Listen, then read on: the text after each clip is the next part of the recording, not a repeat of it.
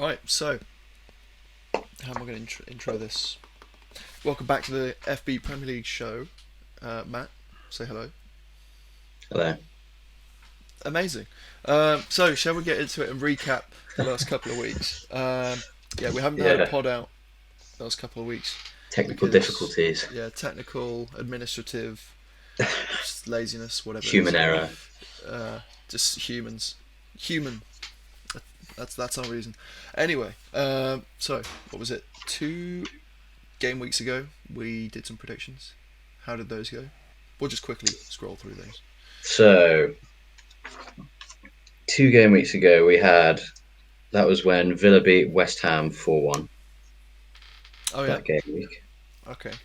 Uh, Final scores on the predictions was, well, actually, the cumulative total at that point was 17 for you, 13 for me And that's after that game week.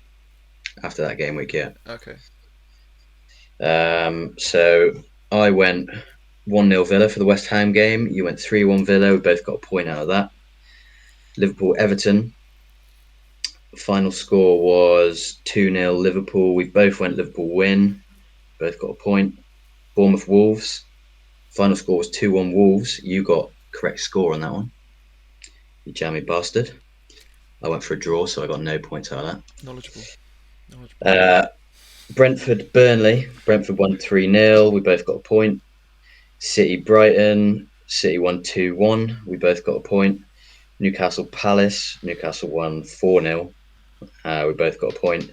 Forest Luton was 2-2. I got a point for a draw. You went 2-0 on Forest. Chelsea Arsenal was 2-2. You went for a draw on that one. I went for an Arsenal win. Sheffield United, Man United. United won 2-1.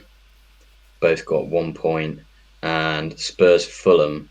I went for a Fulham win for some reason. They obviously didn't. And you got a point out of that.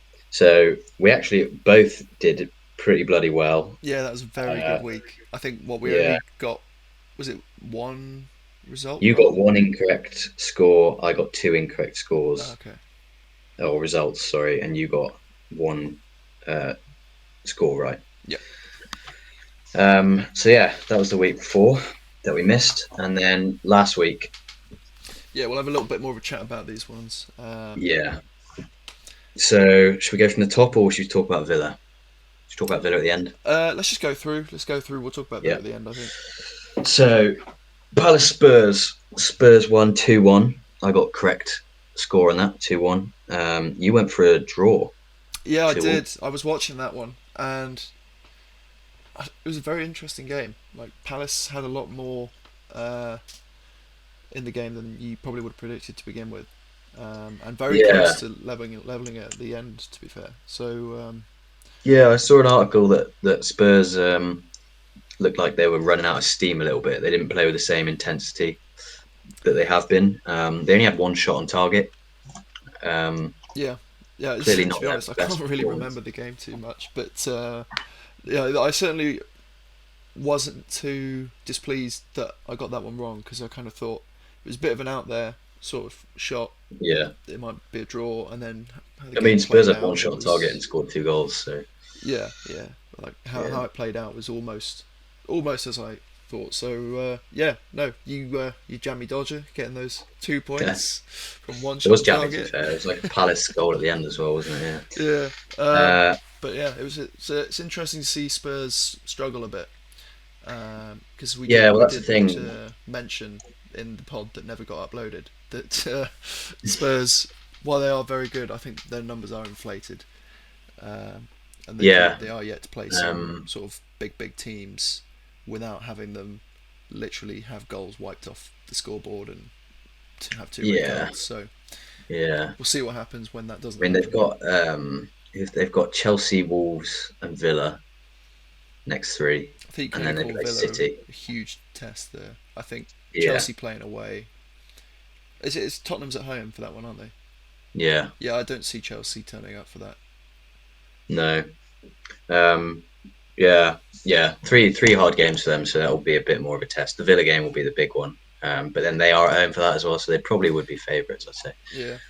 Um, but yeah, uh, yeah, could see Spurs have a few bad results for the first time in those games. Chelsea Brentford both got this one wrong. Brentford won 2-0. Oh yeah. What did I say? 1-1. I Ah, went 2-1 Chelsea. yeah. Yeah, Brentford were impressive. Like it was kind of Well, I the watched the first game. half they didn't do shit, really, did they? No, it was kind of a weird one. Chelsea had looked absolutely typical. Like they controlled the ball well. They even created chances. They just couldn't put it in the net, and they just are a little bit clueless when it comes to like around the box and stuff. But they were fine in the first half, and then they kind of just I don't know whether the goal Brentford's first goal changed it or what, but like second half they just didn't really pick it up, and then Brentford got a couple goals on the counter. Yeah, I think I should have picked up on that one a little better because when you think about it, often we say with Brentford and teams like that, if they're playing a possession side that aren't necessarily, top of the league kind of clinical, they Yeah, tend to get the better of them. Uh, yeah, it's true. Yeah, so we probably should have predicted. I mean, yeah, the could have draw seen that one was, coming a was I little bit. suppose the draw was my way of saying Brentford might do something, but Yeah, I mean, I went Chelsea win, and like I think my thinking was probably just that Chelsea. I keep expecting Chelsea to eventually for it to like click with them because they are playing well. Like you look at their expected goals, the underlying stats, they get the ball in all the right areas.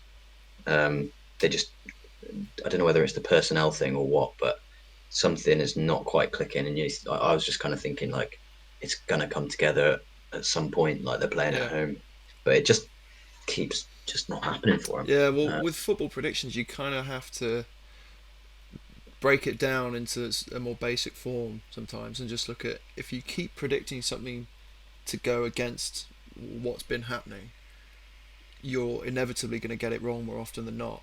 You're better off Yeah, predicting it's going to keep happening until it changes and then change because then you're only yeah, going to that's get it true. wrong Yeah, once or twice. yeah, Um, yeah. So yeah, Chelsea continue to be shit. which is Cole brilliant. Palmer, good though. Yeah, Like yeah, they're kind of missing that player who can who's just a bit more clinical in the final third and more clinical with their like passing and decision making as well. And Palmer was playing number 10, and he is really good. Like his passing's yeah. really good, his dribbling's good, he's creative, but he's not quite like there yet. Maybe because he's like young. I think he's the right kind of player that they need probably, but they Yeah, you can't just rely. watch him and he seems to know what he wants to do every time he gets on Yeah, the he's good. ball. He's He good. knows how to do it. Yeah, He just needs, as you say, someone clinical enough, with enough confidence to say, "Give me the ball," yeah, and be able to create opportunities for themselves or for him, or give him runs to hit things like that. yeah. I It's think kind a of Wilson frustrating. would be incredibly useful in that team because they are literally just missing that sort of Yeah, they box to just need a box fucking striker, poacher. don't they? Mm. They just need a half decent striker. Like Nicholas Jackson is a obviously a good player, but he's not a poacher. He's like he runs the channels. He's fast, but he's Yeah, not that. he's more He's of a just not. Watkins type, but he's just Yeah, not quite fully developed yet. they just need someone to sit in the box and just poke it in the net. Anyway, Bournemouth Burnley. Um, Bournemouth got their first win. We both predicted that Bournemouth would get their first win. Woo! They won 2-1. I went 2-0. You went 1-0. Whew. No double Yeah, I didn't points. watch it. Don't know Sorry. what to say about that. I didn't watch it, so I did you watch the game? I was never going to watch Bournemouth Burnley when we had No. other games on at the same time. I think No. I watched the Spurs game. I watched the Brentford game. I watched the oh god, Arsenal? who did they play? Sheffield United. I watched a little bit of that, not too much. I just kind of got Five bored. nil. I guessed 4-0 on this one. Close. Yeah, if you'd have gone for the five, you would have got the bonus point as well. I know. I went for the 5 on Liverpool, but yeah, both got a point on that. You went 3-0. Wait, no. So wait, take it back in terms of the order. We've just talked about uh, which who have we just talked about? Bournemouth Burnley. Bournemouth Burnley. Yeah, we didn't watch it. Um, yeah, who cares? Sorry. Sorry, everyone. Yeah, I mean we can look at the stats briefly if you want and discuss them. What have we got in terms of So I mean, let's look at XG for example. Let's look at that. 1.11 to 0.83 in Bournemouth's favour. Pretty balanced game in terms of momentum. Burnley kept a bit more possession. They Bournemouth had double the shots. So that just sort of seems to me a bit like got that Premier League experience. They're a bit more clinical. They understand how to take the Yeah, home opportunities a team. bit better. Yeah, I think that's what we could probably put that down to. It seems like, in general, Burnley are starting to get the better of teams from a play style perspective in and around the bottom of the league, but they're just not yet turning those into goals. Okay, Arsenal, Sheffield United. Um, yeah, Arsenal 5-0. Nketiah hat trick. No one saw that coming. Yeah, to be fair. Um, yeah, we both guessed, we both predicted that Arsenal would win it pretty comfortably. Yeah, I mean, what else were you going to predict? Arsenal unbeaten, Yeah, Sheffield second United top. just look shocking, don't they? Yeah, But they're going to be like potentially the worst ever Premier League team in terms of like points at the end of the season. They're on 1 point so far from 10 games. yeah, I know it's horrendous. I think they'd be like 8 points below Derby's one or something like that. I can't remember. Yeah, if they carry on like this, fuck. It'd be yeah, just horrendous. They're Yeah, you just. got to think. Do you think they're going to sack the manager, or I think at some point they have to. yeah, it's very rare that a team plays that badly and doesn't sack a manager, Yeah, even if they think we'll go back down with him, and then because there is an argument for that, for being like we'll just accept the relegation, and then we've got a manager who we know can get promoted again. But well, I mean, uh, if you have like a project manager who is capable of playing a very progressive, dominant style of play, whether that be possession based or direct style of play, if they can develop that to a very high level, if they're capable of doing that in a league where they have a team that can be competitive, then yeah, sure, stick with that mentality. But if you've got someone who's basically just a good old Brexit football advocate who just wants tough defending and maybe we'll hit them on the yeah, break and hoof it up there or whatever, that might be a bit limiting in terms of describing the way they like to play football, but you get what I mean. And if that's the kind of manager you have, then I don't think that mentality really works because no, I agree. Yeah, there's no guarantee that it'll work again the next year no, because they just aren't that caliber of coach. yeah, They're just someone who's relatively pragmatic, good defensive principles. Well, you won't get relegated with them, but whether you'll be a top performer, in the at least in the championship every year, is no guarantee with that. Whereas with yeah, someone and it like would it would Company, kind of waste yeah, your opportunity in the Premier League, wouldn't it? Like at this point, if they sack him soon, realistically, they're actually only a couple wins out of being competitive again. They're not that far gone at this point. If you yeah, wait forever and ever, then you lose the opportunity of getting another manager. And like managers want an opportunity in the Premier League, don't they? You've yeah, got a lot more scope for the level of manager you can get when you're in the Premier League. Whereas if they just go back down with Heckingbottom, uh, they're limiting their opportunities a little bit. So, if they sack him now, they can attract someone and say, yes, we're shit, but we're in the Premier League. Like you'll have the opportunity to be managing in the Premier League with the kind of caliber of player that can attract, etc. But yeah, if they stick with them, they're just kind of doomed to an eternal kind of yo-yo situation. yeah. Um, Well, I don't even think they'd be, doomed to yo-yo. I think they'd just be doomed to championship. To be honest with yeah, and you. not Like if you look at necessarily a manager like promotion. Company, he's someone that you'd go down with and come back up with, Mm, just because perhaps he's approached the Premier League this year wrong. It's probably a bit beyond us to say that because you never know. By the end of the season, he might figure it out. It might click, and they might finish mid-table.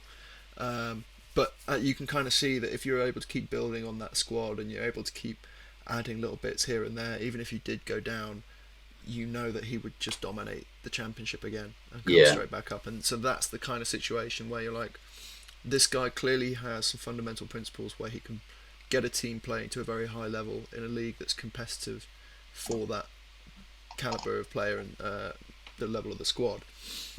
So yeah, he's someone you can build with, and they would if he can continue to pull out that level of performance and that style of play.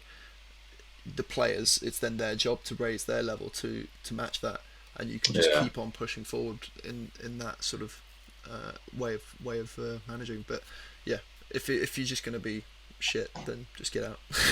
It's basically all we need to say. Wise Um, words. yeah, next club. Um, Wolves Newcastle, which is a bit of an interesting one to be fair.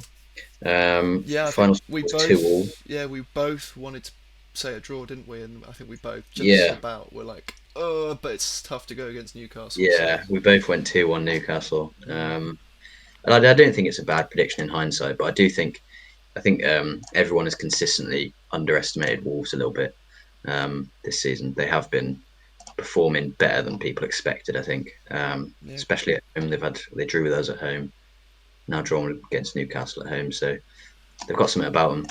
yeah. Gary Um, O'Neill's sort of taken all of his principles over to Wolves with a better squad and yeah, playing even better. I think people underestimated him as well because like he did a really good job at Bournemouth last season. Like they were kind of doomed. People were like, they were like Sheffield. Yeah, I mean, not quite as bad, but they were like people were like they're definitely going down. They sacked the manager, got O'Neill in, who was just the assistant. You just think that kind of appointment never seems to work, but he improved them massively, and then got fucking sacked for some reason. yeah. It's Um, weird. It's weird. It's kind of counterproductive. yeah, bit of an odd one. I think it's just probably just his lack of experience, and they kind of assumed that I don't know. They assumed that he was not going to be an improvement on like play style. They obviously went for Irola because he had achieved quite a lot in Spain, and he had this kind of progressive style of football and stuff. And they clearly didn't see that kind of potential in O'Neill. Like they obviously went for Irola Yeah, for I think taking potential. on Iraola though, you kind of in that moment you have to say our our objective here now, our philosophy is for the long term. It's Yeah, for where can we take this football club, yeah, rather than we want to stay in the Premier League. And for a club like Bournemouth, you could say that's the right way to go, but I'd look at them and think you'd want to expand the stadium, the training facilities, sort of build on your fan base a bit more by staying in the Premier League before you try and enter that progressive mode. yeah. You've got Because to be ready to do it, haven't you? You've got to have yeah, this squad to back it up. You've got to have the foundations there, and then maybe it was a little bit too early to get that kind of more high potential manager in. yeah. I mean, Um, there's no reason he can't get them kicking and keep them in the league, play some good football, and it could work out. But just because he isn't from the league, he does play a progressive type of football, and they are a team that is really a sort of lower mid-table, potentially relegation candidate. That kind of bring that kind of manager in. When you're on that cusp, who's got that style of play, who's not used to the league, it is a big risk. So they must be thinking yeah. long term. Otherwise, it's just a very No, stupid I decision. mean, I think the appointment is probably actually a good appointment. I don't. I think he will. I think they probably will stay up, and I think he's probably a good manager. But I guess the point is that they maybe underestimated Gary O'Neill Yeah, um, in the first place because that was like why we talked about it is that Gary O'Neill's been getting actually really good results. yeah. Well, I think Um, Wolves have been a bit of a Chelsea the last couple of years.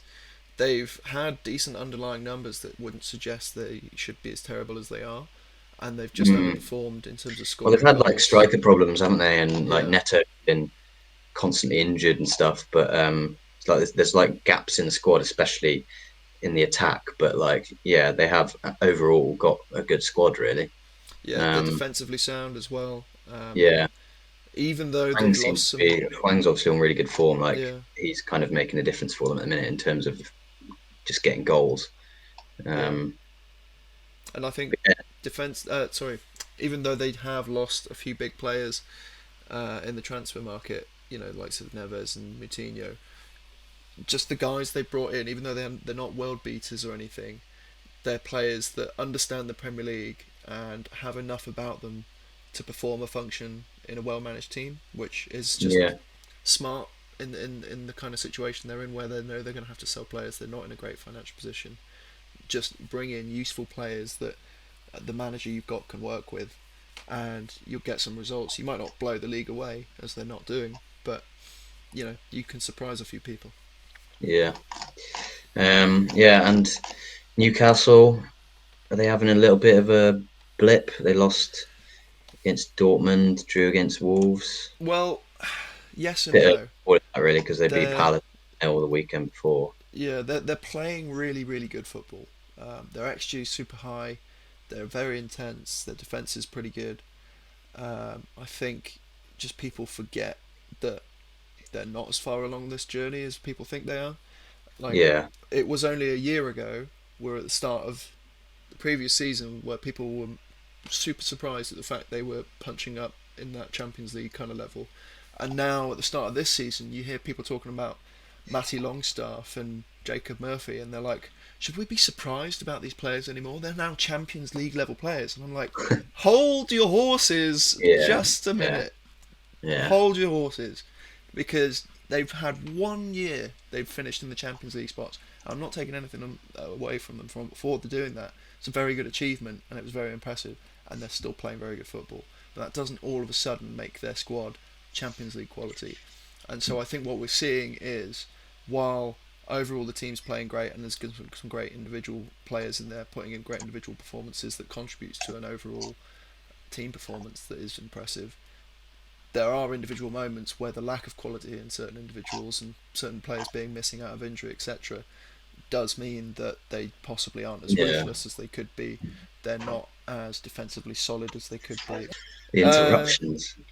but yeah, anyway, we briefly discussed Newcastle and their potential. Well, I mean, what do you think it is? Do you think they're having a blip? What do you think they're No, I, the do, I, reason do, is? I think you're spot on. To be fair, I don't think it's a blip. I think it's just their squad is not like they kind of. It's hard to say they overperformed last year. To be fair, because in terms of like underlying numbers, they fully backed up their performance with their league finish was fully backed up by their performances. But yeah, they're in terms of the entire squad, they're not quite there yet. And when you get a couple injury problems like they've had, then these things happen. Like when Botman's out, they're playing Lascelles at centre back. While he's decent, he's not like top four level probably. Tonali has now been banned, and so they've got to start Longstaff in midfield. Isak's injured, and they've got to manage Wilson's minutes and stuff. So yeah, it's pretty much uh, Yeah, their like squad. these. Yeah, people kind of forget, the level of the squad, and the fact that they're still on that kind of, not so much a new manager bounce sort of thing, but because they're on that rapid upward trajectory, every game you go into, you're kind of expecting them to overperform their XG and be clinical and to pull out surprise results, kind of like we were at the end of last season. Like, every game you went in expecting kind of to win, even though you wouldn't necessarily expect us to completely outperform the opposition in terms of Villa.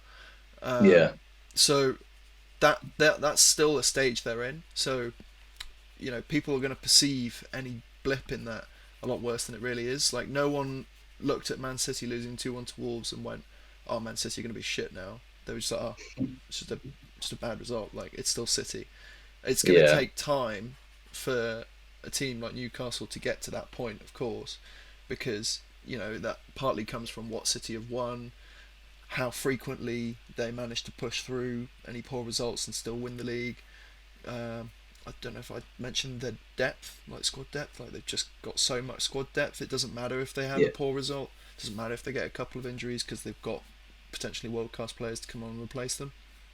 So it's going to take time before these blips are thought of as sort of just poor results, rather than like potential end of it all yeah, sort of yeah, thing. yeah, Um, it takes time to build that, and that could potentially become next year. Could be 3 years before that kind of happens. But even then, there always comes these periods, like with Chelsea, like with Arsenal, like with Liverpool, where things do drop off. Not everyone yeah. can be top of the league every year all the time, unless you are in a farmers league. So, you know, luckily we're not. Yeah. Um, West Ham, Everton, another interesting one. Oh yeah, Um, this was. Another one we both got this one wrong. Oh, fucking hell. Yeah, I was really interested in having a draw for this one, because I literally just looked at the two teams and I thought they're almost identical, apart from one has a better quality of player, but one's in better form, and they are not the same team. So it's quite Yeah, hard to call. But I think in the end, when it comes to the Premier League, you kind of have to go with the home team.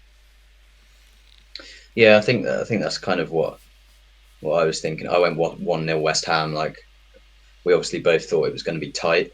Um, just one of them where Everton kind of got it together on the day a little bit more. I didn't watch it, but saw the highlights, and West Ham looked pretty poor, to be fair. They didn't create all that much. Yeah, what was my score Um, prediction for that one? you went 1-1. Yeah, thought West Um, Ham would at least score at home, but never mind.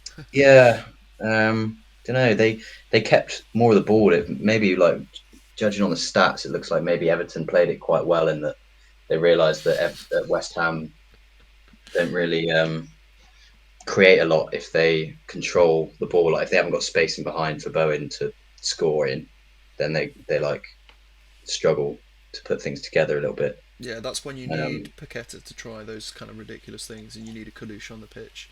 It's where, yeah, like Ward Prowse, as good as he is with his set pieces, when you're coming up against another team who's great at defending and scoring set pieces, those balls that he whips in, they kind of know exactly where he's going to put them because they're where they would put yeah, them. So it's kind of like defending against yourself, which becomes a lot yeah, easier.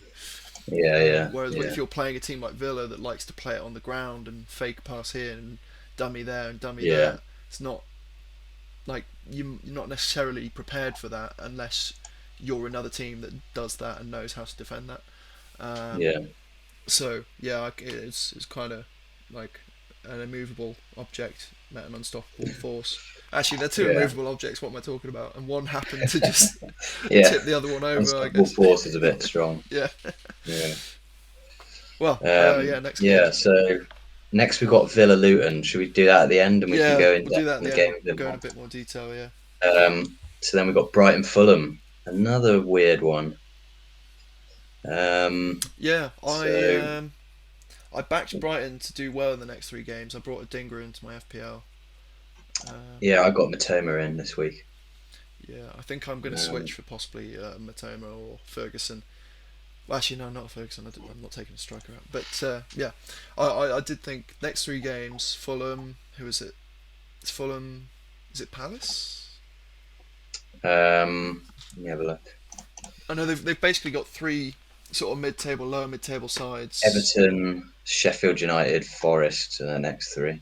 Yeah, and including Fulham. I just saw those kind of um, fixtures and thought, like I still think Brighton. a Brighton player in your FPL is definitely a good shout. They're going to score plenty of goals over the next few Well, weeks. that you'd think, yeah, but then obviously this Fulham result throws it into doubt more because you just keep looking at them this season and you go, they've still got those same fundamental attacking principles on the ball that make them exciting to watch and make you think they'll score a lot of goals, but they just seem far less in control this season, Yeah, especially defensively, and it just keeps popping up. And I'm kind of thinking now, looking back to what I said at the start of the episode, when something starts happening, to bet against it happening is more dangerous than to just keep betting on it happening, no matter how unlikely that seems. yeah. And if Brighton keeps stumbling, then perhaps we're going to have to look at them as potentially not a European candidate this year and more mid-table. But Yeah, I think they'll still be. I mean, they're seventh in the league now, right? yeah, They've still scored, I think, second or third most goals in the league. Um, I think like the Fulham game, they created a shitload of chances. They were quite unlucky to lose it, to be honest. Fulham should have had a red card, like a stonewall red card. oh really? Um, I didn't watch the game to be fair. yeah, like Brighton created plenty, but I think it's the defensive instability. Like Fulham are quite a solid team. They're a hard team to beat, um, and it's like Brighton went one up, um, and then Fulham quite early in the second half scored, and then that second goal, that equaliser, kind of throws Brighton's confidence a little bit, and that's kind of what I think is causing them to get these slightly iffy results here and there. Is that they're not as confident in their defensive ability, and it's maybe stifling their attacks slightly. But Yeah, they've still scored a shitload of goals this season. They had plenty of chances against Fulham. Like I think in terms of like FPL, one of their attackers is still a good shout if their fixtures are good. And I still think they'll be top 8, but I do think they look slightly less solid because of their defensive issues than they did last season. Like their confidence has been knocked a little bit, and it's Yeah. affecting their results slightly. I think they'll be like 8th, 7th, maybe rather than like 5th, 6th, which is what people were thinking they might be in that bracket at the start of the season. Yeah, I think you always have to look at it in context of the Premier League as well. If a team is like stuttering a little bit, is having some defensive issues, a lack of confidence, most teams in the Premier League know to take advantage of that and will take advantage of that, given the chance to. So you have to take that into account and think they are probably not going to be as good this year if this is the way they're playing. You might see them dip into the market potentially in January looking for a defensive mid, because I mean they brought in that Belabor, Yeah. and we have this thing about Brighton and everyone they recruit is an absolute star. Well, it's not necessarily the truth. There are some that don't come off, like Jurgen Locadia, for example. So, you know, they might not necessarily have the stars in their squad right now to fill those midfield positions. Dahoud has probably not been as good as people expected. Yeah, that's the thing. Like they've And got then Europe as well, which obviously means they've got to rotate. Like they played Dahoud, Belabor in midfield, who are not quite at the level as maybe they're expecting, or just not experienced enough, or whatever. They played Lallana as well, who actually had a good game, but yeah, probably one they want to rely on if they're looking at like top 6 kind of finish. yeah, So it is another one of those things of a bit similar to Newcastle, really, in that they're obviously a strong team, but because of the strength of the Premier League in general, if you get an injury here and there, the Premier League punishes you, and that's kind of where Brighton are at. I, Whereas they've got I think I'd put Brighton's down more so to a lack of performances and perhaps a little bit strategically and tactically less adept than Newcastle. I think Newcastle put the right players in that team, and they do look like an Arsenal or City kind of level side. If you just literally filled their squad to that same quality, they have the performances, they have the tactics to play that well. Whereas Brighton, at the moment, the way the midfield and defence is playing, even if you put really good players in there, if they played the same way, I think they would only marginally improve results. I think there does need to be something done, possibly from Mm, a tactical perspective to fix that, because you can I do see agree. Yeah, West Ham took advantage of it. We watched that West Ham game and we took advantage of it. City then yeah, took advantage of it in the same way, although it was City, so it's take a bit with a pinch of salt.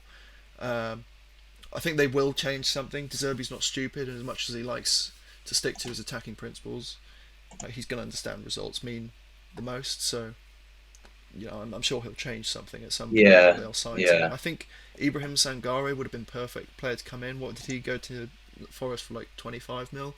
He's yeah, an all-round physical Rolls Royce of a midfielder on his day. If they brought him in, he's only 25 as well. It's not like they were breaking their sort of philosophies to sign a guy like that when they bring in the likes of Milner and Lallana. So bringing him in would have given them that sort of solid option that could do everything that they want in defensive midfield. Who is a standout six, who's ready made to go into a top league. So it's a bit annoying that they didn't, but at the same time, as a Villa fan, I'm quite happy with how they're doing at the moment. So yeah, yeah. Me too. I love it. I don't mind them dropping the points against Fulham. Um, Liverpool Forest now, 3-0. yeah, I didn't watch this one. I don't think. I think I might have seen No, the. I mean neither. I saw the highlights. I went for the 5-0. Didn't come off. You went 2-0 Liverpool. I'm livid. I went 3-0 Liverpool. You went what? 3-0 Liverpool. Um, yeah, no, okay. I'm gonna send To be you. fair, I'm you gonna did send you. change your mind. I'm gonna no. I'm gonna send you a screen recording of I, kn- I've of the I've episode that seen the we filmed. fucking I've seen the message. I get it. I've given you the points for the correct result. Good, good, good. I've not even Um, cheated out my bonus point. yeah, pretty straightforward. Liverpool kind of just blew them away. Forest barely had a shot. Liverpool had eight shots on target, 18 shots in total. Yeah, Um, Forest are a team that I think we see a lot of in the Premier League, where they show some promise and they've got something about them, a bit of, they're tough. They've got a bit of resilience, and they can play well and attack, but they're just kind of they're kind of like Villa were. They're just kind yeah, of I was about stuck. to say, I was just thinking that. They're just kind of like, you see some good moments. They have some good players, but they could at any moment just hit a good run of form and win like 3, 4 games.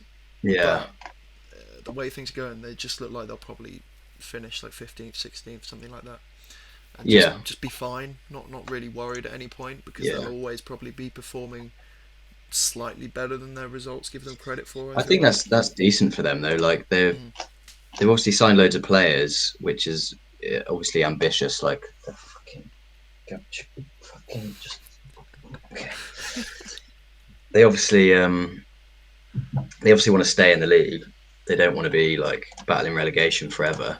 Um, and they've Steve Cooper's done a really good job, but they're at the level now where if he can stabilise them enough, they've kind of got a squad who could definitely interest a manager who's proven themselves at a slightly higher level, and they can start moving up and establish themselves as like a solid mid-table team, and then start thinking further. Like, Yeah, when you look at their style of play, they're very similar to West Ham in terms of the amount of passes per sequence. They're on that kind of same bracket as Wolves, Brentford, yeah, Crystal Palace.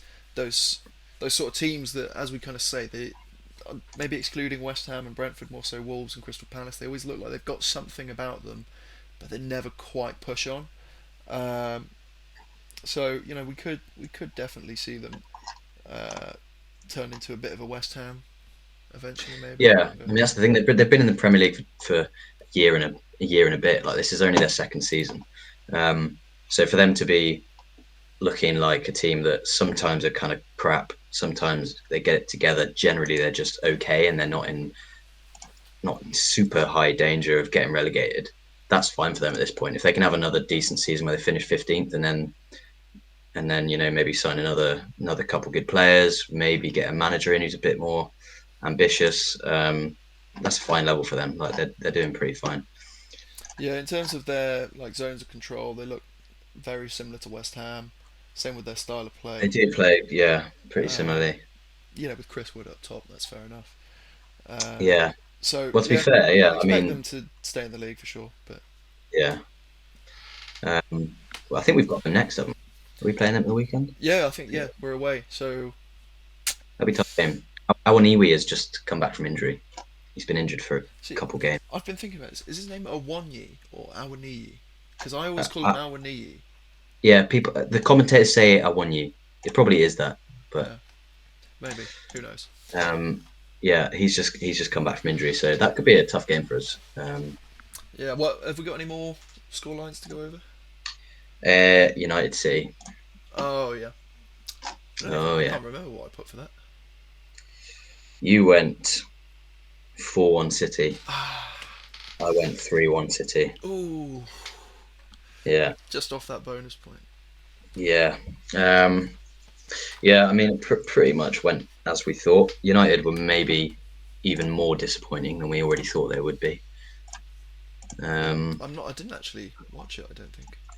yeah, I watched it, but I was like hungover and I was like bleary eyed. Fair enough. Um, but yeah, City were just good. They played Grealish on the left, and it worked really well because Bernardo Silva was constantly doubling up with Grealish, and they were just getting to the byline and creating chances for Haaland constantly. United didn't control the midfield at all, which we did talk about. Like, that's definitely a weak area for them. Um, and yeah, they just had no control. They had a few chances on the counter. Like, if they'd have been really clinical, they definitely could have got a goal. But like, there was no way that they were winning the game. Yeah. Um, Well, I think it makes sense in terms of how United's defence has been this season with the players they've got available. You think about playing the centre backs that they've been playing at full back. Like Johnny Evans, Lindelof, Maguire. yeah, I think that is literally who they've been playing, isn't it? And then one yeah, other um, defensive midfielder or centre back in that back line. overloading them at fullback is going to be a very good option in terms of Mm. bringing Grealish and Bernardo on the edge of the box towards the byline, because they're not going to be used to that. They're not going to know necessarily how to defend that perfectly every time, and overloads are one of the easiest ways to beat any defender, never mind one that doesn't really know what they're doing. You know, you could have Yeah, played Doku and he would have run at that defender again and again, and you know, because he's that good, he probably would have beat him a number of times and created a number of opportunities. But I think just having Grealish and Bernardo there offers you not just the control, but also the experience to take advantage of the spaces that will be left by a defence that's probably not yeah. They sharp. like they were playing their passes at Yeah, just the right moments, which is that kind of like experience of being clinical in games where a player like Doku, like you say, he would have taken the fullback on, but maybe his choice of pass would have been a bit worse. And also, I think when a winger runs to the byline, um, the fullback gets beaten, but then often the centre back kind of knows what's coming because if a winger's running at full speed, they can't pick the cross quite as perfectly. And when you've got Maguire there, he kind of knows how to deal with a cross coming in from the byline. Like you move to the front post and you can deal with it. But with that overload, it just meant that you'd have Bernardo Silva standing there in loads of space, and then Maguire wouldn't know whether to close him down or stick to his 6 yard box, and it just created havoc. And yeah, they yeah. City just had Well, I loads and think loads of yeah chances. as well having Doku running at you when you're in a low block in a weird way might be easier to defend than having Bernardo and Grealish playing tiki taka around you, because as a pure defender like Evans and Maguire are, who are just really really solid in that sort of deep defending position, they probably wouldn't let Doku pass them that many times just because they'd be so compact and so close to the goal. Whereas if they were playing with fullbacks, they'd want to push up a little bit more, potentially be a Yeah, little more expansive. They'd want to really take on Doku and try and show that he's not going to beat them, which would probably pull them out of position more. And then that's where Doku does get his opportunities because he will yeah, inevitably beat you at some point. But in a position like that where the centre backs playing fullback are probably a little tight packed into the box. They're a little more used to one-on-one defending, and just making sure they get a foot in at the last second. You know, just slightly a bit better. I think that was probably why Pep went with the likes of Grealish and everything. yeah, But yeah, everyone's talking about City, so let's stop talking about City. Um, is it Villa Luton next? yeah. Villa game and Woo! talk about jammy bonus points. Jammy You bonus went points. you went 3-1 Villa. Oh shit! You Did I? I couldn't. I didn't even remember that. you went 3-1. I went 2-0 Villa. Both predicted to win. And Yeah. then yeah, Luton got their goal from like the most stupid goal I've ever seen in my life. Yeah, I was so just frustrated and confused when it happened. I was just like, It's just what? weird. It was just so weird. Yeah, I just didn't know what to think. Yeah, Um, yeah, Diaby looked great. Oh, yeah, man. I was so close to basically taking Saka out and putting in either Bowen or Martinelli or someone in that kind of price range, and then swapping either Douglas Luiz for Diaby or a Dingra for Matoma. I think I would have done Diaby, and that would have been 11 points. So I was disappointed in that one because I wasn't sure who was going to really pick Wait, up so the you mantle. don't have Diaby in your fantasy? No, I had Dougie at the moment. Oh, mate, you told me last week.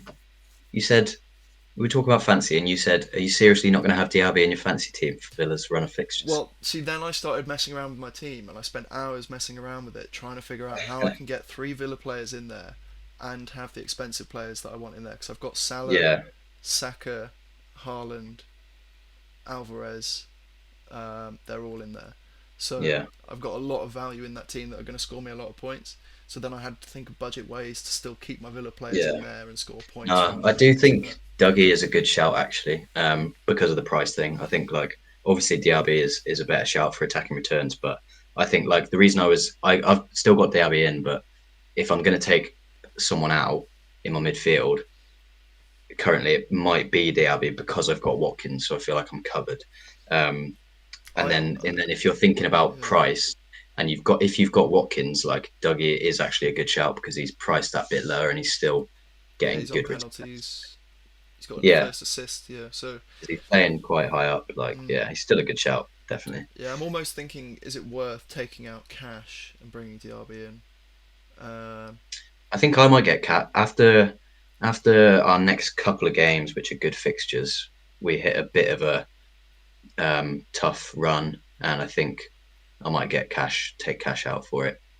yeah, Um, I'm just thinking because we do keep just conceding a goal at least. that's the thing. Like the reason you Uh, get Cash is because of his attacking returns, and he's still playing high up the pitch and stuff. But like, you kind of still want your defenders to be an option for a clean sheet, and we just seem to just not be getting clean sheets at the minute. So yeah, but that comes yeah, with our style of play.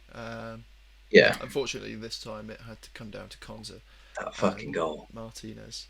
Yeah, I was watching it. I was just like on my laptop, and Amy was in the room, and I was just started laughing, and she was like, "What's funny?" And I said, like, if we weren't winning this game, I would be fucking killing myself right now. Like, imagine if we were 1-0 up and we concede that goal. Jesus Yeah, Christ. yeah. I think it was pretty much the first time in a Villa game where I wasn't nervous in a way. Like there's always nerves with every game we go into, like West Ham, Yeah, Wolves. There's still nerves because I'm like, I still just want us to win every game, as you can yeah, imagine. But then going into that Luton game, there was like a tiny bit at the start where I was like, oh, maybe they could do something, like we could slip up. But just the more the game went on, it just felt so comfortable. They didn't come out and press us like teams do. They didn't have enough on the counter. It was just a very simple game for yeah. us. It was.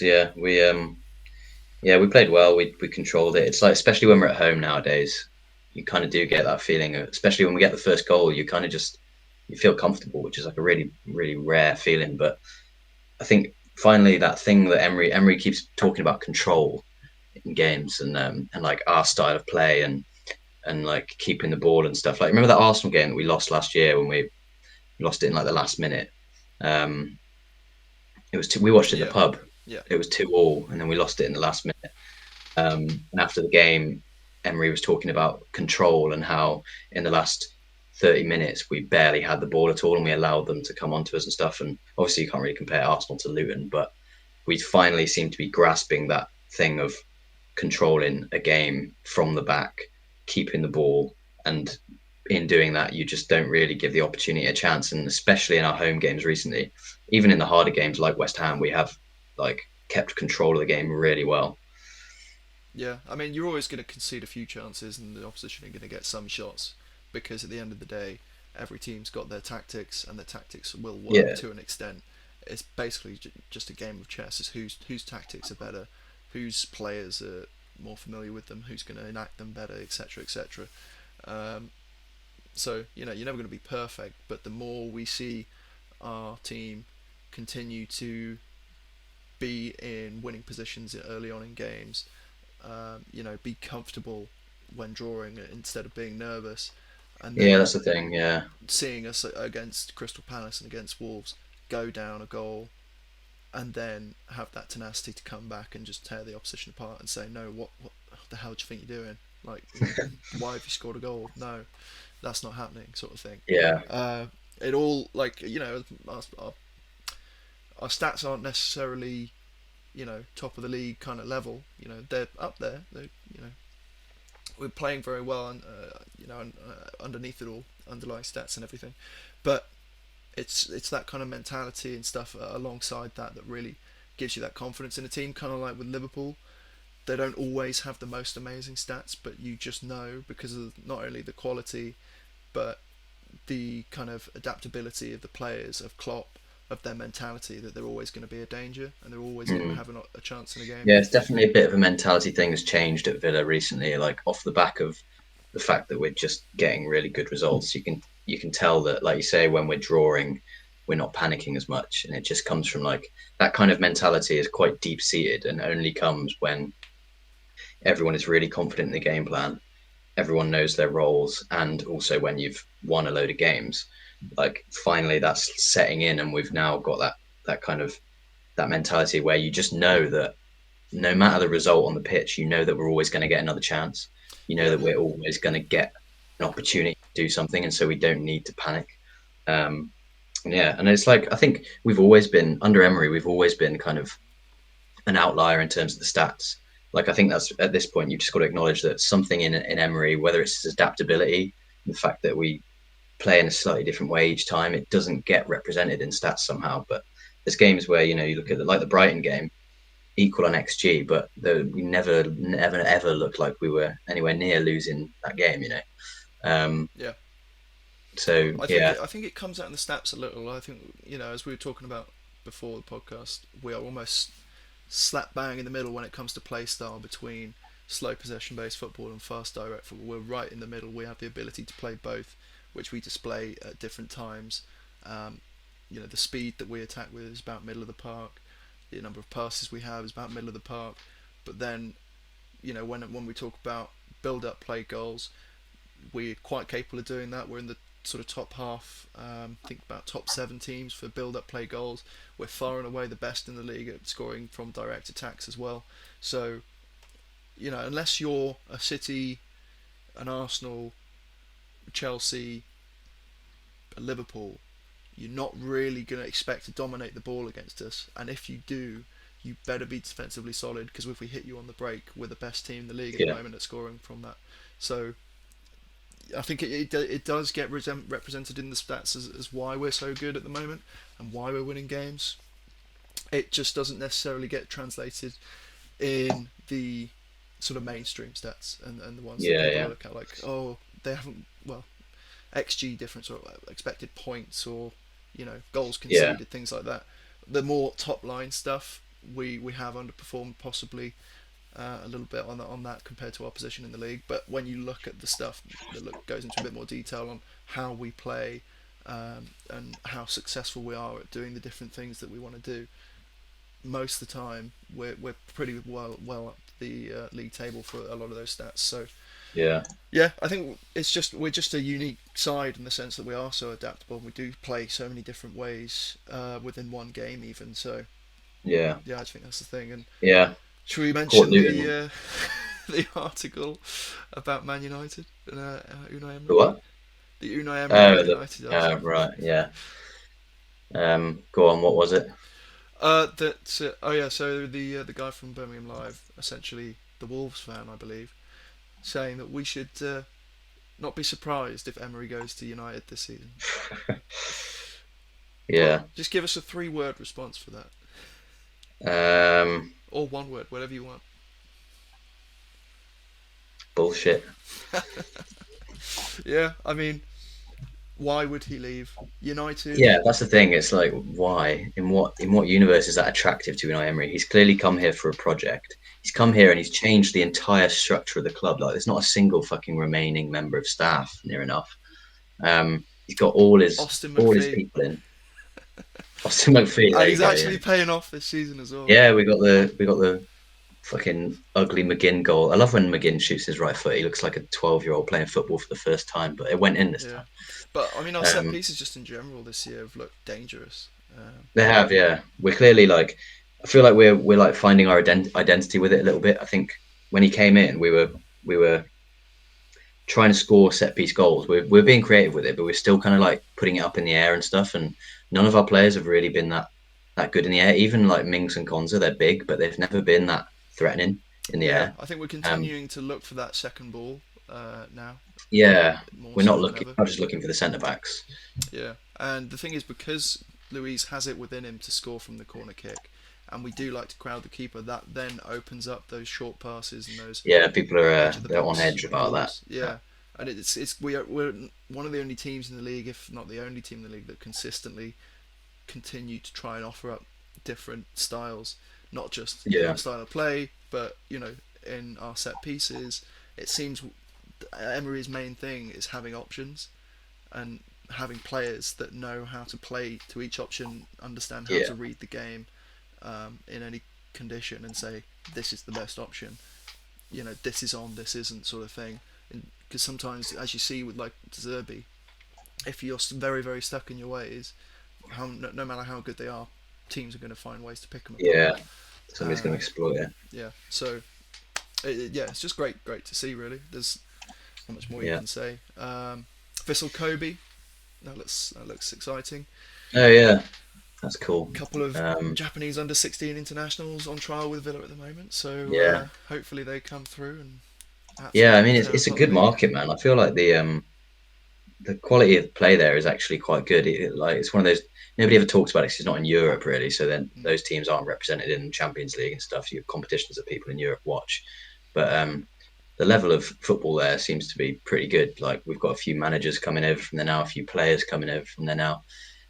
So and obviously a massive opportunity in terms of marketing and like boring shit like that. So Yeah, yeah, good move.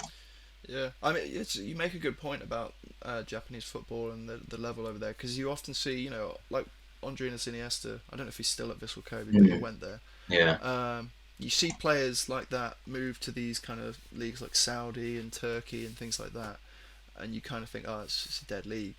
But then when you see players coming the other way, that shows you, well, it's actually more than that. Players aren't just going there for the money, but yeah, there is also some competition there. There's actual decent talent in that country, and so you see that. I suppose saying Turkey is probably not as a bit of an insult to Turkey, because they do produce some good talent that has performed well across Europe in the past, and the teams have performed very well in European competition. So I'm probably more talking about your Saudi leagues and things like that.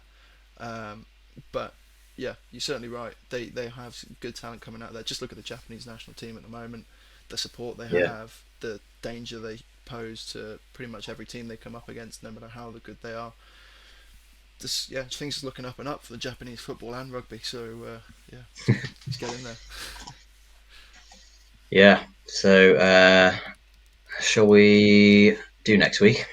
Yeah, let's do some predictions. Then we'll talk about FPL, and yeah, that'll be the end of the show, won't it? Seen West Ham are beating Arsenal in the League Cup currently. Oh yeah. So today, basically, I want West Ham to win. I want Bournemouth to win. I want Chelsea to win. I want Burnley to win. I want Ipswich to win. And I want Man United to win.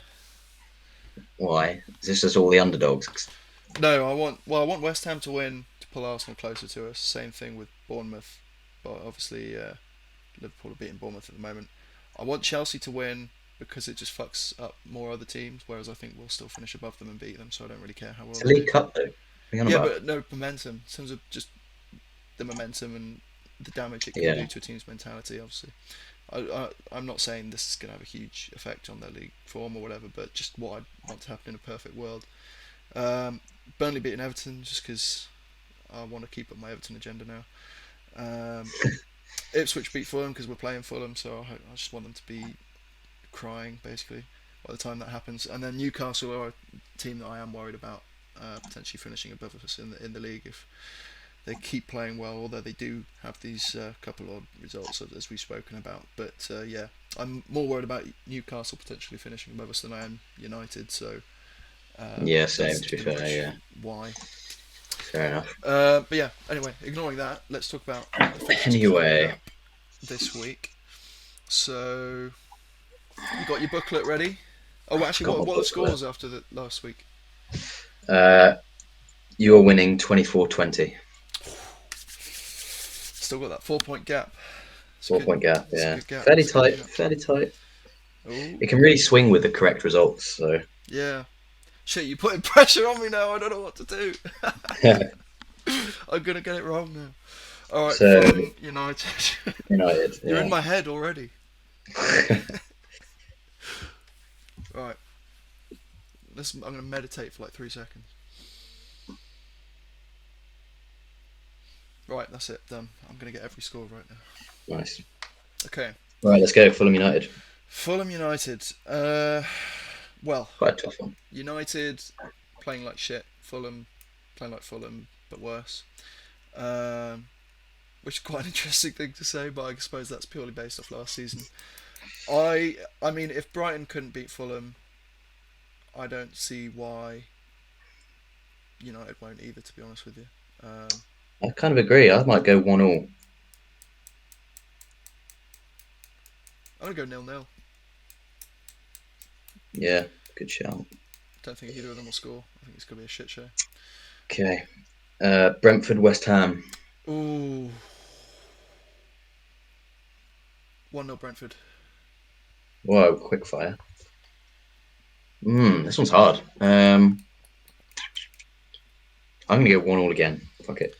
Well, I basically see this as the like Everton, West Ham, Brentford, kind of Wolves as well are just like the same teams. They're all the same teams with slightly different players. So each time they come up, it's like don't expect more than maybe 2 or 3 goals in the game, if that, and Yeah, go based off probably previous results. Like Everton were in slightly better form than West Ham coming into their game. They came out 1-0 winners. Brentford are in slightly better form than West Ham and they're at home. I'm going to say they come out 1-0 winners.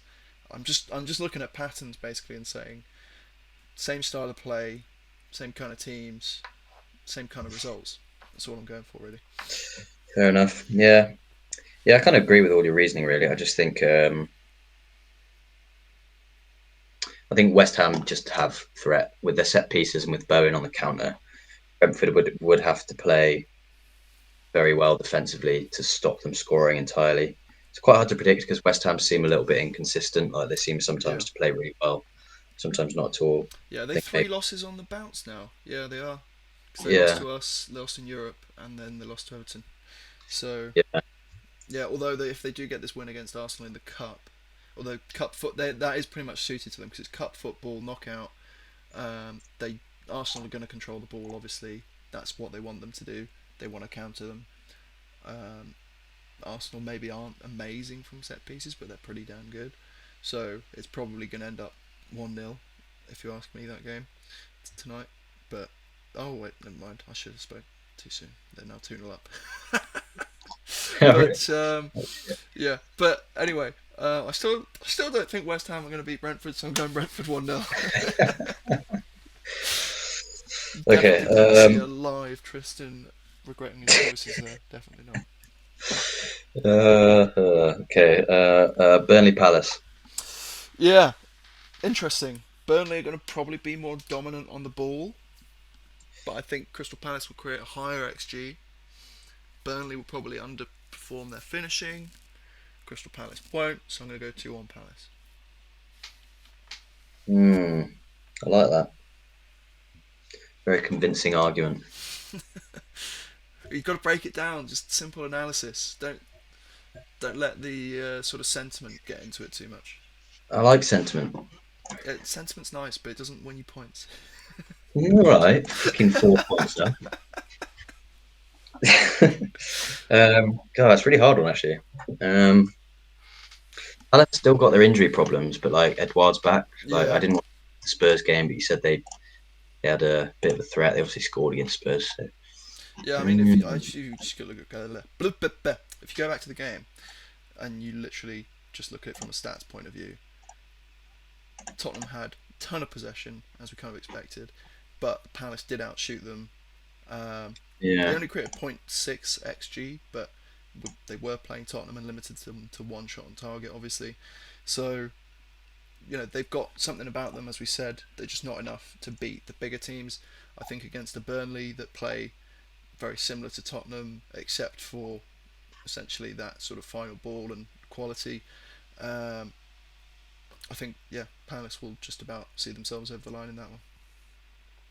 mm, I might just go 2-1 as well. To be honest, um, it's hard to. I don't know. Maybe I was thinking. My initial thought was 1-1, but I've gone 1-1 on the other two results, and it feels like 1-1 doesn't happen that often. I mean, you do get those odd weekends where there are like 4-0-0 1-alls, Mm, and you're just kind of like, why? What a boring weekend. I think I will go 1-1 because you said 2-1, and that was my initial thought. So Fair enough. shouldn't be swayed by what I said on the other games, really. This one's the hardest one for me so far. I think Everton Brighton, because you've got a team coming away who want to dominate the ball, as we said. They can be got at if you can look at their past ways they've been exploited. Everton have exploited them the end of last season 5-1. Was that an away game as well? It was Brighton at home. Yeah, yeah. Yeah.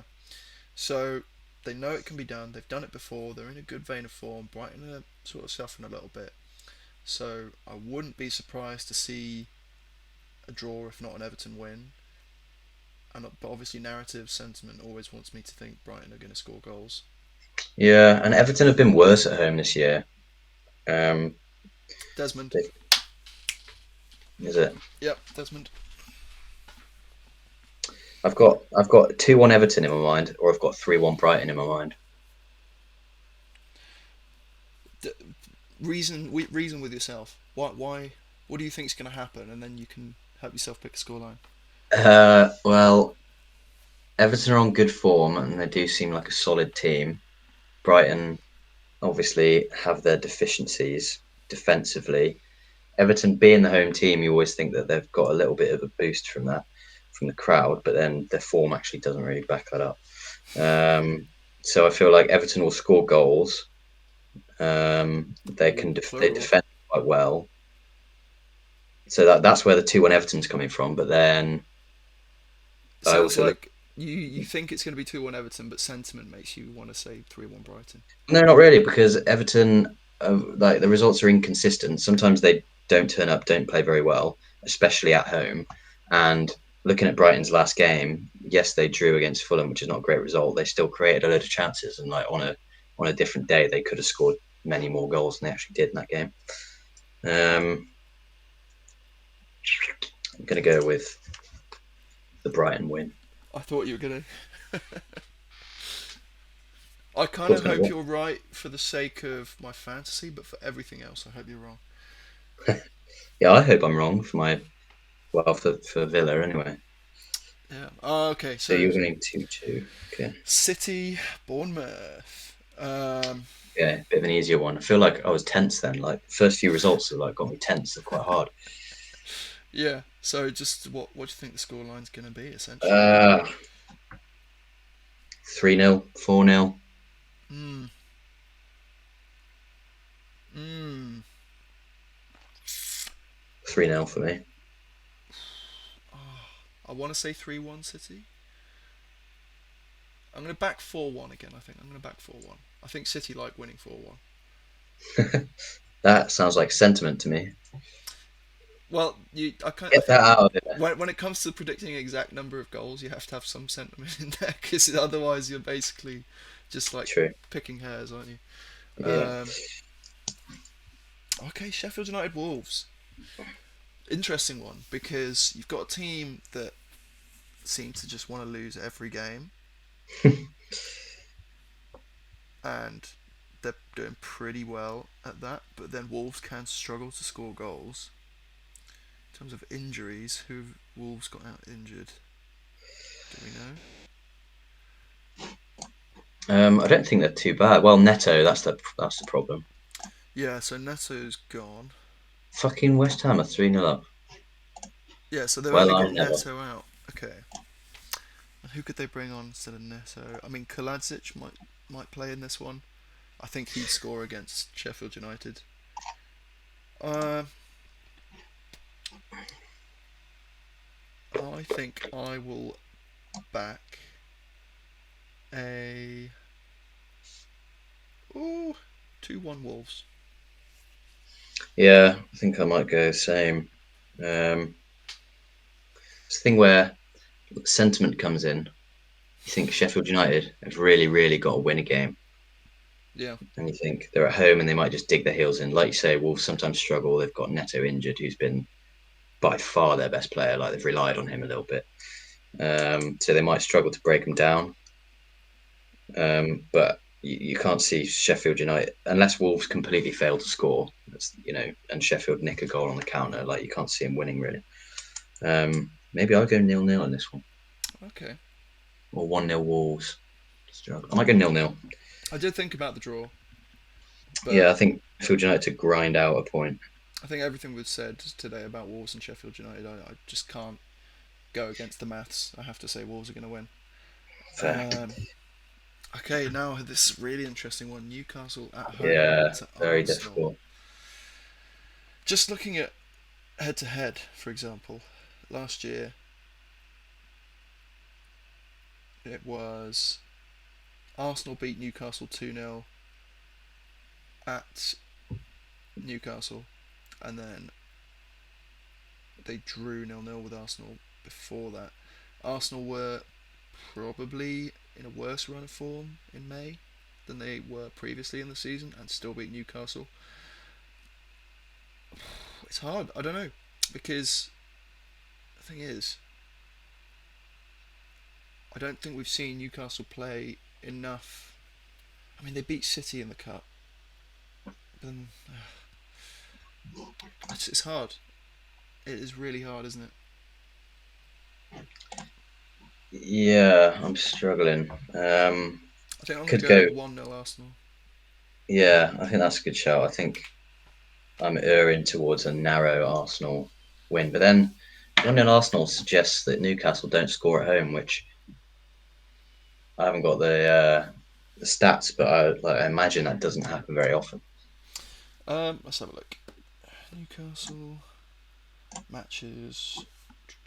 Oh shit, they're beating United. I suppose yeah, they last week against Dortmund Yeah, they didn't score against didn't Dortmund. score. They, to be fair, they only scored one against Brentford. Any others? They didn't score against Leicester last year. Then they didn't score Yeah, against Arsenal last year, where they got beaten. so they're definitely capable of not scoring at home. Yeah, and they've had Um, a couple blip kind of results, so confidence may have taken a little hit. Obviously, they'll probably beat United, but anyone would beat United these days. yeah, they're So 2-0 up. 2-0 up now. Jesus. Literally, I was looking like seconds ago and they were 1-0 up. Yeah, no, it's just changed. Um, hmm, I'm sticking with 1-0 Arsenal, I think. They're both two defensively solid teams. Newcastle probably a yeah, bit better in I think I might attacking, go 2-0 Arsenal. but I think Arsenal are just so good defensively this year that I think they'll just about do it. I'm going to go 2-0 Arsenal. Very nice. A repeat of last year's result. Yeah, they've rested a lot of players, which in the cup Yeah. that the game they're currently playing. So I think maybe that will benefit them. Like Saka is in dire need of a rest. Mm. Um, Right, so let's do. Forest Villa. Well, we'll talk about Luton, Liverpool, I think first, and then we can Okay. do Tottenham, Chelsea, and then go into detail about Forest Villa. Um, so Luton, Liverpool. It's not a whole lot we can say here. Luton are not bad at home, are they? I mean, just look at their matches. Yeah, I think Draw. it is quite tough. Like if it was if it was Sheffield United or Burnley or even like Bournemouth, I'd I'd probably have an easier time predicting the Liverpool comfortable victory. But I think every time I've watched Luton, they seem to cause a problem. Yeah, they keep scoring at home. To be fair, apart from against Tottenham, where they lost Yeah, narrow 1-0. They're getting a decent amount of draws. They drew with Wolves at home, so I narrow think I'm going to loss to go West for Ham. 3-1 Liverpool. That's a good prediction.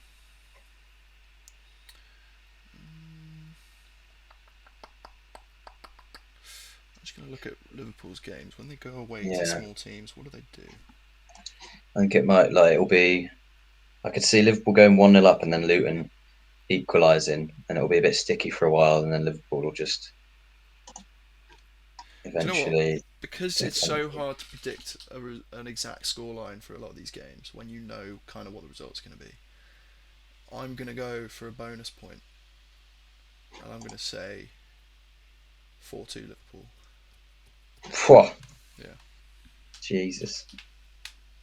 It doesn't make much mathematical sense. There's a bit of sentiment in there going for a bonus point. I mean, I could just say 4-1, but then that makes me think that Liverpool will be more dominant than I'm expecting them to be.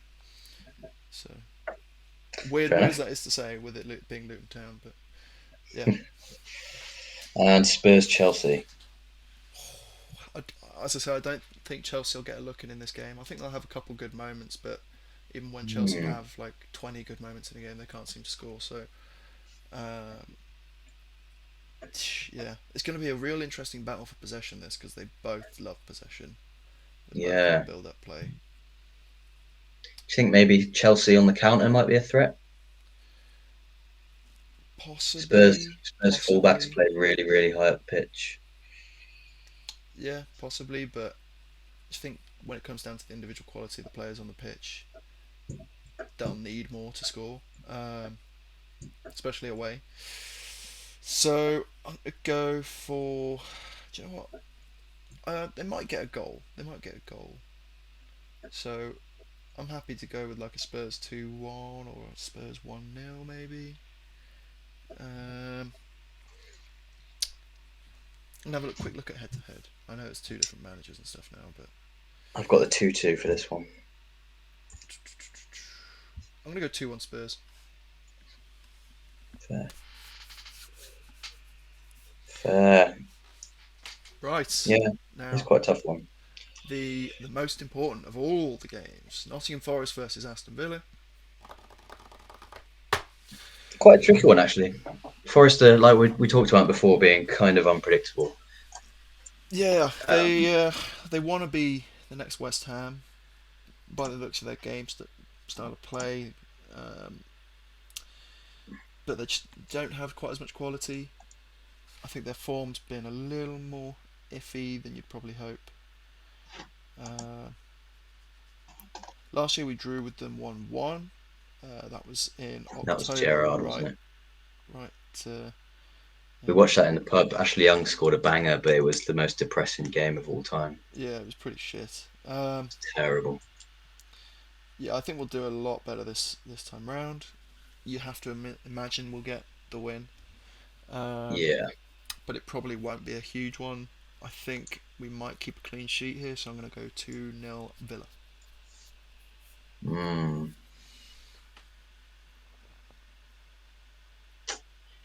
God, it's really hard actually. Because it's like actually hard to imagine Villa not scoring a bunch of goals the way we've been playing recently. You know. Yeah, well, I think we will score, absolutely, but whether Forest will is just another. Yeah, I think maybe 2-1 Villa. I think the clean sheet is like hard to. I was really banking on the clean sheet last week, and then Konza like bounced it off Martinez's head. So I'm struggling to back the clean sheet, especially with Forest at home. Like they can be really solid at home. Awoniyi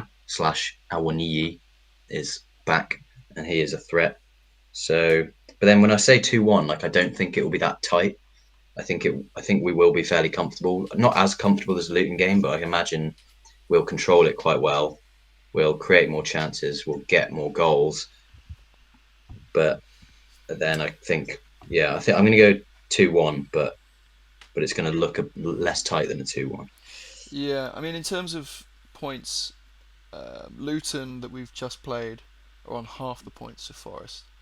But when you look at goals scored, they're about the same. So in terms of us being able to handle their attacking play, it'll probably be quite similar to Luton. Um, Yeah, so yeah, I do. I think us being away from home is a factor as well. Like sometimes with teams, it's hard to say whether home and away makes too much of a difference, but considering how confidently we play at home these days, part of the reason we controlled the Luton game so well is that we were at home, and I think the fact that we do seem to play a little bit differently away and do seem to control games a little bit less away from home. So yeah, we try and um, control them in a different way. We try and just be a little more solid. yeah, a bit more Try and be a bit conservative. more reactive rather than proactive. Yeah, Which I think against Nottingham Forest would be a great way to play because mm, they're not a team that's typically on the front foot every week, and if you do give them that opportunity to be, on the ball and more expressive, I think they haven't done it enough this season to really take advantage of that. And I think, given our proficiency in direct attacking play, and if and when we do want to hold the ball, I think we'll be perfectly good at doing that against Nottingham Forest as well. So, yeah, I think a nice, solid, simple 2-0 win. nice. That's the lot. Actually, I want to wipe the word simple from that. Just solid. Not simple. It's never simple in the Premier League. Yeah, we're still Aston Villa after all. Yeah, but yeah. So that'll be interesting. Can I maintain the 4 point gap or even extend it? Yeah, I'm not feeling confident about this week. Like, there's a lot of games which could go either way. Like, really difficult. Yeah, it's Um, just the quality of the Premier League. Like it's just more exciting because there's so many teams that yeah, can beat other it's teams. like apart from Sheffield United, there's very few teams where you completely write them off, except like Bournemouth against City. Like that's an easy one because it's Man City. But except like a City game and a Sheffield United game, it's very difficult to just confidently predict a team is going to win because every team does have threat. Yeah, Um, yeah, no, absolutely. I think I think you kind of see it in the Bundesliga a bit, where sort of only Bayern are really dominant. They're the only one you're like sure of, whereas mm, everyone else, to kind of a similar extent with the Premier League, it's quite competitive. You never yeah, know for sure who's going to win, yeah, and because it's such a fast-paced league as well, it always ends up being entertaining. So it's actually a great league to watch if you just don't have anything else to do and you want to watch some football.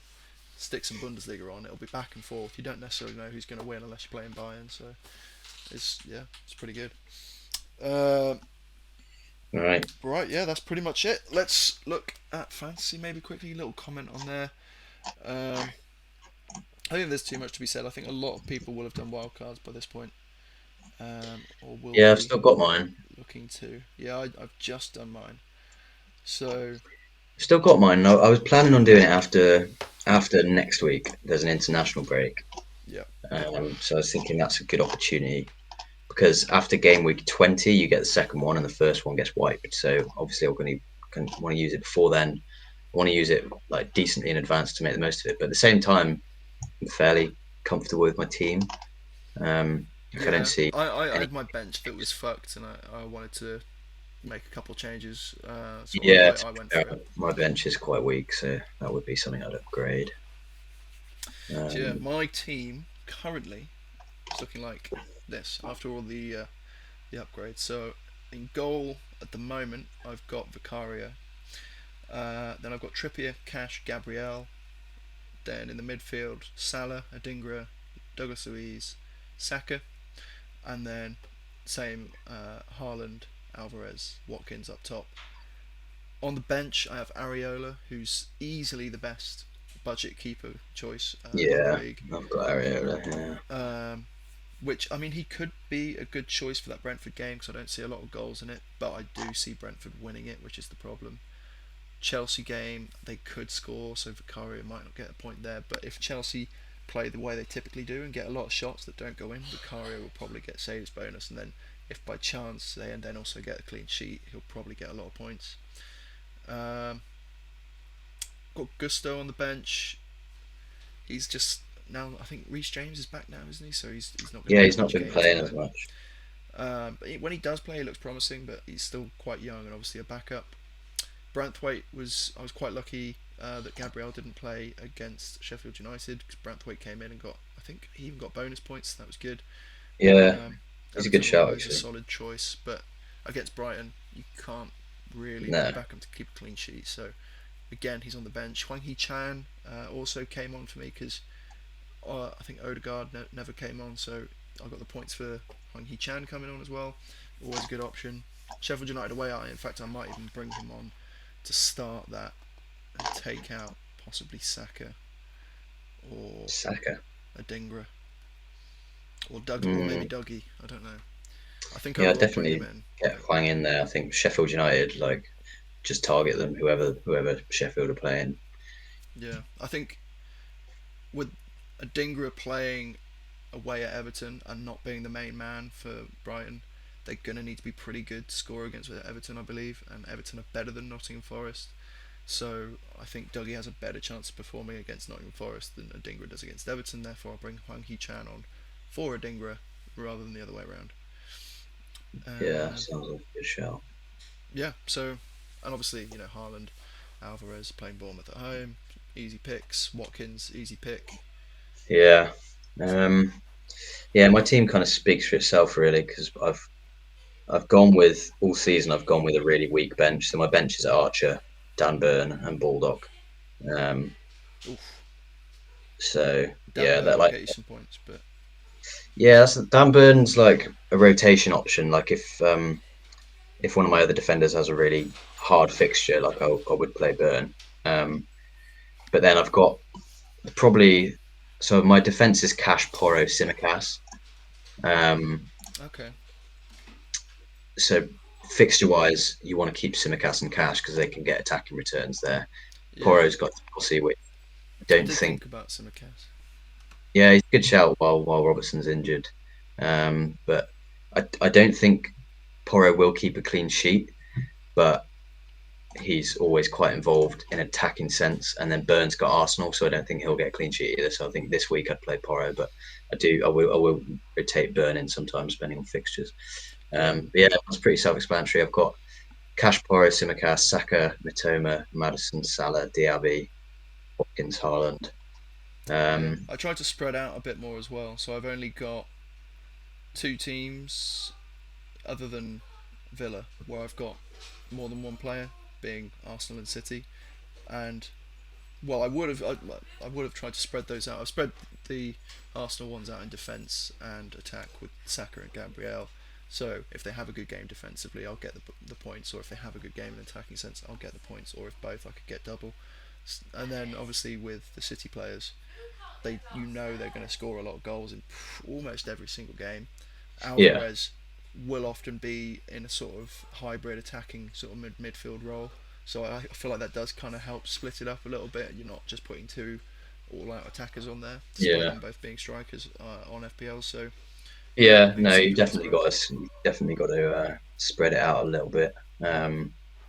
Yeah, the only issue I've got this week is potentially in goal. I've got Areola and Leno. Um, Yeah, Originally, I had Areola, and I thought that's Man I think United. Leno is a better shout. But Better shout. yeah, I've changed it to Leno recently because I just don't know. I kind of don't. Leno's got more points than him this season overall, and they're against a stumbling United side who can't seem to score goals. They're Yeah, they're decent defensive side, Fulham, yeah, um, with Polina in there as well. Um, so yeah. I think I'm going to stick with Leno, considering Brentford's result at the weekend as well, like and how well they played, how good they looked on the counter and stuff. Like I think I'm going to stick with Leno. yeah, But yeah, so right, we'll probably wrap it up there then. If anyone has managed to make it all the way to the end here, well done first of all, and then yeah, like, subscribe, comment, all that good stuff, and yeah, see you again next week. bye.